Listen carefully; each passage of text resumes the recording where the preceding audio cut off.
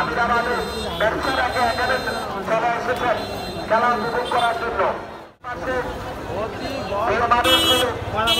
যারা কিছুটা বাহিরে করেছিলেন একটা হেডের জন্য, চাচি নাম্বার 3 ভালো দিয়েছে সুন্দর এবং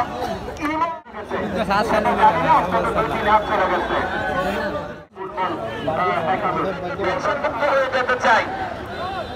আসেন সবাই মিলে জোরে সুরে একটা হাত তালি দেবো সবাই।